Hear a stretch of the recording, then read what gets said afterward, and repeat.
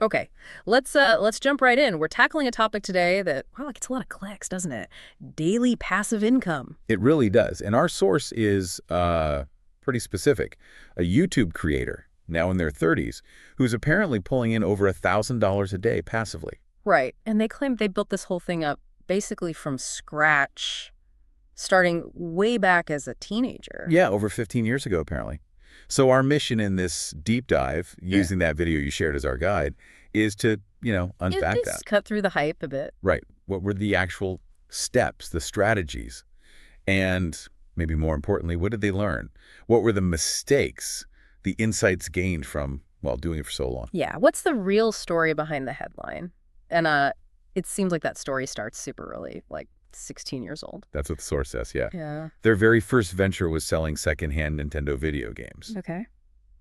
And the context is kind of crucial. They were living in New Zealand, and apparently back then, a lot of popular games from, say, the US or Japan just weren't easily available there. Ah, so like an import situation. Initially, yeah, just for themselves, like any gamer would, Yeah. right?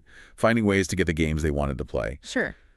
But then they had this sort of epiphany moment, as they describe it, like, hey, if I'm having trouble getting these games. Then maybe other people in New Zealand are too. Makes sense. Exactly. So they started importing a few extra copies, listed them on TradeMe, which is Yep. called like New Zealand's eBay, Gotcha. and boom, they sold, like almost immediately. Wow. Okay, so right from that very first experience, what was the big lesson? What did they take away? They're really clear on this in the video. It basically hammered home the absolute core principle for everything else they did later. Which was Solve someone's problem. Find something people want or need that they can't easily get. that gap in the market idea? Precisely. It doesn't have to be complicated either. The source gives other examples, like, Like the DIY blog one. yeah, someone figures out cheap home renovations, blogs about it, links to the tools they used on Amazon. They're solving the how do I renovate affordably problem. Or the dog walking example. A teenager walks their own dog, notices neighbors are working late. Right. Offers to walk their dogs too. Yeah. Solves the neighbor's no time to walk the dog problem. Yeah. It's about seeing a need. So, okay, back to the Nintendo games. That business started taking off. Yeah, it did. They even moved off TradeMe eventually, set up their own proper online store. Making decent money. Apparently, yeah, anywhere from like $30 to over $300 a day sometimes. Yep. Which, compared to their part-time job at a supermarket paying $8 an hour. Huge difference. Must have felt like they'd made it. Totally. But then, well, then came the crash. Yeah.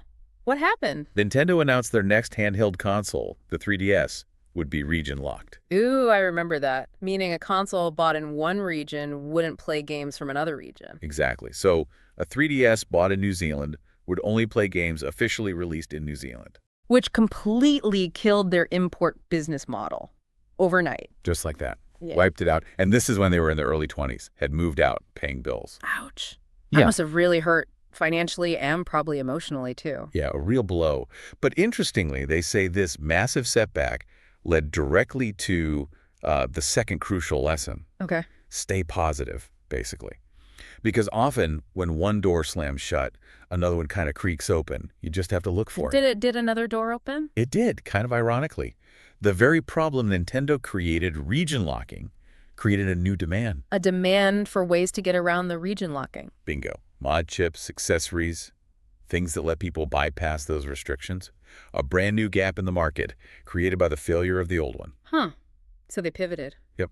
Took whatever money they'd managed to save, reinvested it into importing and selling these devices instead. And they actually say in the source, like, losing that first business, as painful as it was worth it just for this lesson alone.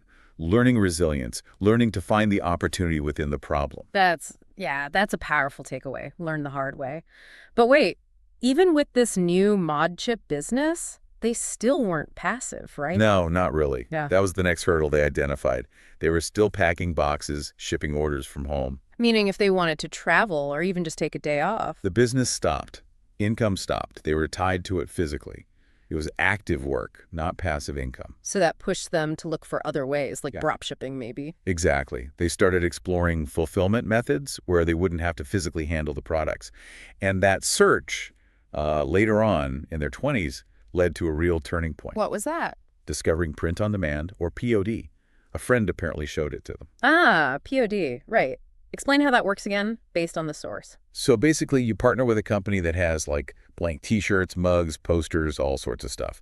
You create a design, upload it, you list that product with your design on it in your own online store at whatever price you set. Right, you set the retail price. Yeah. Then, when a customer buys it from your store, the order automatically goes to the POD company. They print your design on the blank item. And they ship it directly to the customer. Exactly. They handle production, packing, shipping. You never touch the inventory. And your profit is just the difference between your selling price and the POD company's base cost? Precisely. Maybe you handle some customer service emails, but the core process is automated. And that was the key. It finally decoupled their time from the earning process. Which leads directly to the next big lesson they talk about, doesn't it? It does. Lesson 3, and one they seem really passionate about. Obsess over saving time, not money. That feels backward, almost. We're always told to save money, be frugal. I know, right? But their argument is really compelling. Money comes and goes. You can always earn more, reinvest it. But time, once an hour is spent, it's gone forever. It's the ultimate finite resource. Totally. So they started viewing time as way more precious than money. How did that play out with POD, for example? Well, they could have maybe saved a few bucks per shirt by buying blanks, cheap, printing them themselves, packing, shipping. If that takes hours. Exactly. Yeah. So paying the POD company maybe an extra $5 or $6 per item to handle all of that. That bought back hours of their time. Time they could then use to What? design more products, market the store. Yes.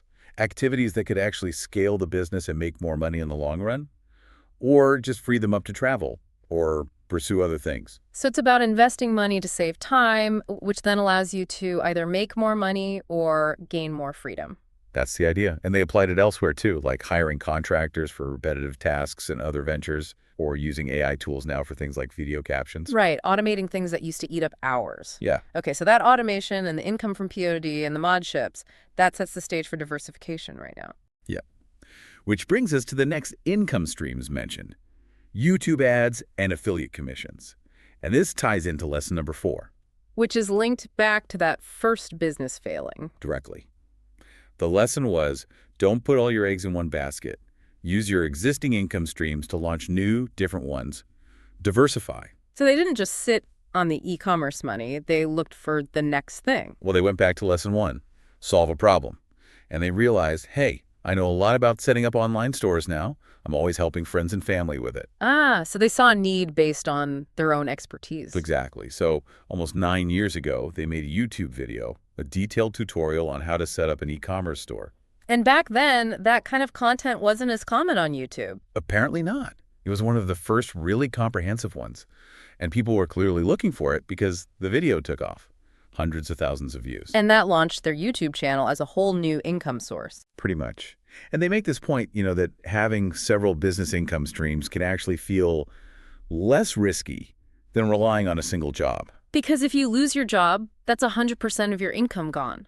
But if one business stream dips... the others might still be okay. It builds more resilience. Okay, so YouTube. Yeah. How did that generate passive income specifically? 2 main ways mentioned. Yeah. First, just standard YouTube ad revenue. They see it as passive because videos they uploaded years ago still get views and earn ad money daily without them actively doing anything to those old videos. Right, the content keeps working for them. And the second way? Affiliate commissions.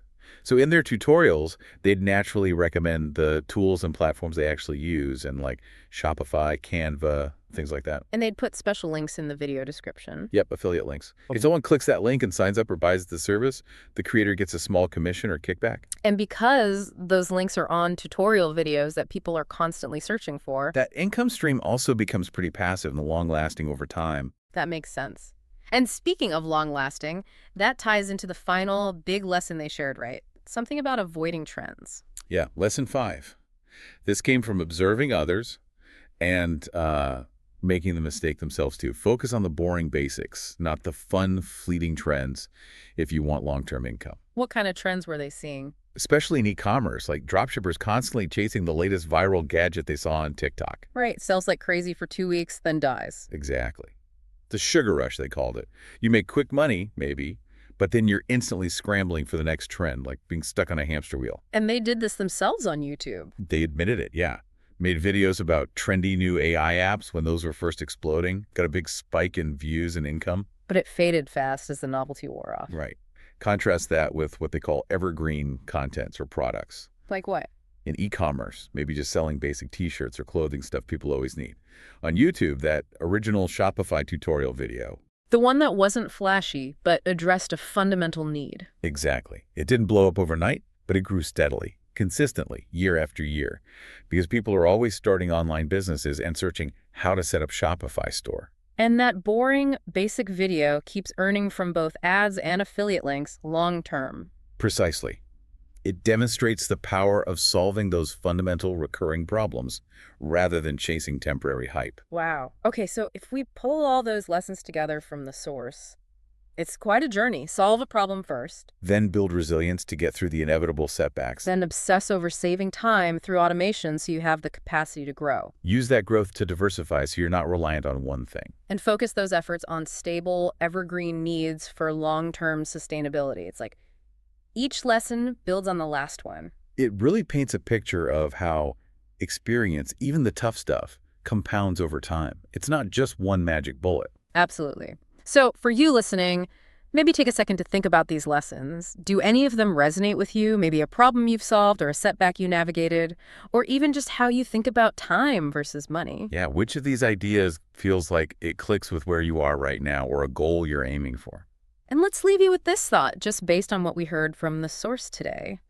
Think about that creator's definition of passive income, creating something once that keeps providing value and earning income for years. What's a boring, basic problem out there that you see people facing all the time? Or what's a fundamental skill you have that people consistently need help with? Could that be a starting point for you to build something with long-term value, something to consider?